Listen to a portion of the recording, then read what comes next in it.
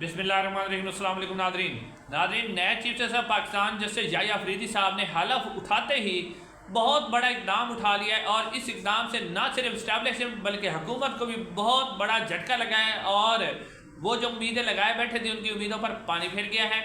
इस खबर की पूरी मैं तफसीलात आपके सामने रखता हूँ कि याह्या अफरीदी साहब ने आज 3 बड़े अहम इकदाम उठाए हैं। वो कौन कौन से हैं, लेकिन उससे पहले आपको ये बता दूं कि तोशाखाना 2 में जो आज इमरान खान के केस की समाअत थी वो दोबारा मुलतवी कर दी गई है। अब 29 अक्टूबर को होगी।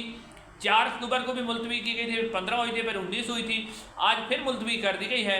और इमरान खान के वकला कहते हैं कि जब हम इनसे कहते थे कि ये समाअत मुलतवी कर दे उस वक्त नहीं कहते, अब कर रहे हैं। तो अब बुनियादी तौर पर इस्टेब्लिशमेंट ये कोशिश कर रही है कि इमरान खान साहब से मुलाकात वकला की ना हो और ना मीडिया से बात हो, ताकि इमरान खान का कोई बयान बार सामने ना सके, जिससे मजीद जो है PTI इस वक्त थोड़ी सी जो बैक फुट पे गई है वो फ्रंट फुट पे ना आ जाए। यानी इस वजह से ये 190 मिलियन पाउंड पे इस केस को आगे किया जा रहा है। अब नाज़रीन मैं आपके सामने रखता हूँ कि जस्टिस जो याह्या अफरीदी साहब है उन्होंने कौन से अहम इक़दाम लिए हैं। नाज़रीन आज जैसे याह्या अफरीदी साहब ने जो हलफ लिया, हलफ बदारी के तकरीब के अंदर तमाम जजेस ने शिरकत की, वज़ीर आला KPKM ने शिरकत की, लेकिन उसके साथ साथ अब यूँ ही उन्होंने हलफ ले लिया तो उन्होंने बाकायदा तौर पर जो है वो चीफ जस्टिस का अब इक़दामात जो इंतज़ामी मामला है उसको संभाल लिया है। उसमें से सबसे बड़ा कदम जो उन्होंने उठाया वो पहला कदम यह है कि उन्होंने 29 अक्टूबर को सुप्रीम कोर्ट ऑफ पाकिस्तान के जो जजेस हैं उसका फुल कोर्ट इजलास बुला लिया है। जी हाँ नाज़रीन, ये बहुत बड़ा इक़दाम है फुल कोर्ट इजलास बुलाने का, क्योंकि काजी फैज़ साहब फुल कोर्ट इजलास नहीं बुलाना चाह रहे थे, क्योंकि उनको पता था कि जजेस की जो तादाद है वो उनके साथ नहीं है। वो 12 जुलाई के फैसले के बाद अक़लियत में आ गए थे और बार बार उनसे कहा जाता रहा प्रैक्टिस एंड प्रोसीजर के हवाले से कि आप फुल कोर्ट इजलास बुला लें, वो लेकिन नहीं बुला सके। तो अब जस्टिस याह्या अफरीदी साहब ने एक बहुत बड़ा इक़दाम लिया, फुल कोर्ट इजलास बुला लिया है। और इसमें ज़्यादातर जो मसला होगा सुप्रीम कोर्ट के अंदर जो इंतज़ामी मामलात हैं उसके ऊपर बातचीत की जाएगी कि सुप्रीम कोर्ट के इंतज़ामी मामलात को जो है वो किस तरह कंट्रोल किया जा रहा है और सुप्रीम कोर्ट के अंदर किस तरह की मुदाखलत की जा रही है। पहला ये फैसला, और जो दूसरा फैसला किया है जैसे याह्या अफरीदी ने वो भी बहुत बड़ा इक़दाम है। और नाज़रीन वो ऐसा इक़दाम है जिससे हुकूमत की जो नींदें हैं वो उड़ गई हैं, इस्टेब्लिशमेंट परेशान है, नून लीग परेशान है, पीपल्स पार्टी परेशान है, और ये बहुत बड़ा इक़दाम है।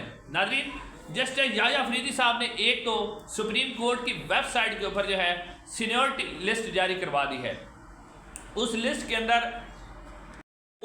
के अंदर उन्होंने चीफ जस्टिस के बाद बाकायदा तौर पे नाम लिखवाया है कि मेरे बाद जो सीनियर तरीन जज हैं वो जस्टिस मंसूर अली शाह साहब हैं, और जस्टिस मंसूर अली शाह साहब के बाद जो सीनियर तरीन जज हैं वो जस्टिस मुनीब अख्तर हैं, और जस्टिस मुनीब अख्तर के बाद जो सीनियर तरीन जज हैं वो जस्टिस अमीनुद्दीन खान हैं, और उसके बाद जो जस्टिस मंदोखेल साहब हैं उनका नाम दे। यानी ये भी बहुत बड़ा इक़दाम है, क्योंकि इस वक्त हुकूमत के जो हल्के हैं ख़ासतौर पर इस्टेब्लिशमेंट उनके जो नुमाइंदे हैं मीडिया में जो उनके साफी टाउट हैं वो ये बात कर रहे थे कि जी अब याह्या अफरीदी के बाद जो सीनियर तरीन जज हैं वो जस्टिस अमीनुद्दीन खान हैं और जस्टिस मंदोखेल हैं।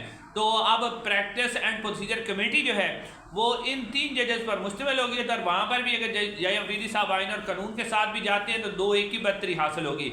लेकिन जैसे याह्या अफरीदी साहब ने बाकायदा तौर पर वेबसाइट के ऊपर इसको अपलोड करवा दिया है और हुकूमत की जो उम्मीदें हैं उसके ऊपर पानी फेर दिया है।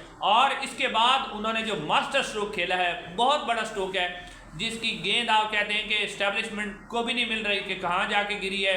शहबाज शरीफ साहब भी परेशान है, और वो इक़दाम ये है कि प्रैक्टिस एंड प्रोसीजर जो कमेटी थी उसके अंदर जस्टिस याह्या अफरीदी ने बहुत बड़ी तब्दीली की है।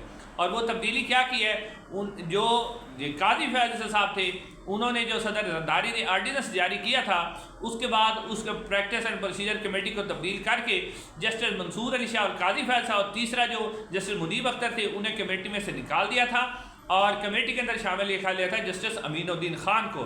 तो अब जैसे याह्या अफरीदी साहब ने आते ही एक मास्टर स्ट्रोक खेला है और उन्होंने प्रैक्टिस एंड प्रोसीजर कमेटी को तब्दील कर दिया है। जी हाँ नाज़रीन, तब्दील करते हुए उन्होंने जस्टिस अब याह्या अफरीदी तो इसके अंदर होंगे, दूसरे नंबर पर उन्होंने जस्टिस जो मंसूर अली शाह साहब उन्हें डाला है, और तीसरे नंबर पर उन्होंने डाला है जस्टिस मुनीब अख्तर को। यानी कि जस्टिस अमीनुद्दीन खान जो कि काजी फैज़ साहब के दोस्त थे उन्हें अब कमेटी में से निकाल दिया है उन्होंने। तो ये बड़ा इक़दाम उन्होंने किया है। अब एक जो कमेटी है अगले हफ्ते के अंदर उसका इजलास होगा, बेंचेस तश्कील होंगे। और अब लेकिन प्रॉब्लम यहाँ ये है कि अब क्योंकि आइनी तरमीम का मामला भी सुप्रीम कोर्ट ऑफ पाकिस्तान के अंदर आना है, इसको जो चैलेंज किया गया इसके ऊपर जस्टिस याहिया अफरीदी साहब क्या करते हैं, ये बहुत बड़ा उनके सामने सवाल है। और अब हुकूमत की तरफ से खबर ये सामने आई है कि हुकूमत जो है वो एक नया आर्डिनेंस लाना चाह रही है। सुप्रीम कोर्ट ऑफ पाकिस्तान के अंदर एक मतलब फिर प्रैक्टिस एंड प्रोसीजर जो कमेटी है उसको तब्दील करना चाह रही है। और जो साफ़िया मुख्तलिफ खबरें दे रहे हैं कि अब प्रैक्टिस एंड प्रोसीजर जो कमेटी है वो 5 जजेस पर मुश्तमिल होगी, यानी उसके अंदर जस्टिस मंदोखेल साहब और जस्टिस अमीनुद्दीन खान शामिल होंगे। तो अब क्या जस्टिस याहिया अफरीदी साहब जो हैं, जो ऑर्डिनेंस आएगा क्या वो उस ऑर्डिनेंस पर अमल करेंगे? जिस तरह काजी फैज़ साहब ने जो ही ऑर्डिनेंस आया था तो वो खुद ही फ़ौरन से पहले बैठ गए थे कि जी बस ऑर्डिनेंस आ गया तो अब ऑर्डिनेंस पर अमल करना है। हालांकि काजी खुद कहते रहे कि ये ऑर्डिनेंस जो है पार्लियामेंट का बंद कर दें। तो अब ये अगर ऑर्डिनेंस आ जाता है तो फिर जैसे याहिया अफरीदी क्या इस ऑर्डिनेंस को तस्लीम करेंगे, या फिर जो अगर वो तस्लीम भी कर लेते हैं, अगर वो आइन और कानून के साथ खड़े रहते हैं तो प्रैक्टिस एंड प्रोसीजर जो कमेटी है वो फिर भी अक्सरियत में होगी। तो अब जो जस्टिस याहिया अफरीदी हैं उनके लिए बहुत बड़ा चैलेंज है। एक तो जो आइनी तरमीम के ख़िलाफ़ जो दरख्वास्त लगी हुई है वो बहुत बड़ा चैलेंज है, और साथ साथ जो है जो इलेक्शन के हवाले से पिटीशन है वो बहुत बड़ा चैलेंज है, और अदलिया के अंदर जो मुदाखलत है जस्टिस अब खबर ये सामने आई, ज़राए का कहना है कि जैसे याहिया अफरीदी साहब ने कहा है कि अदलिया के अंदर किसी किस्म की मुदाखलत नहीं जो है वो उसको कबूल नहीं किया जाएगा। अब आगे जो सूरत हाल है अगर इसी तरह कंटिन्यू रहती है तो फिर जो फुल कोर्ट इजलास की खबर हमने आपको दी थी वो सच साबित होगी, और ये आने वाले दिनों में हमें पता चल जाएगा जैसे याहिया अफरीदी साहब किस तरह के इक़दाम लेते हैं, किस तरह से वो बेंचेस बनाते हैं, और आइनी मामलात में वो किस तरह के बेंचेस बनाते हैं, और इस आइनी तरमीम के ऊपर वो किस तरह की समाअत करते हैं। तो ये सारा कुछ आने वाले वक्तों में हमें पता चल जाएगा। लेकिन आज के इक़दाम से लगता है कि वो आइन और कानून के साथ खड़े होंगे और हुकूमत के लिए फिर मुश्किल आने वाली है। इंशाअल्लाह अगली वीडियो मुलाकात होगी। अस्सलाम वालेकुम।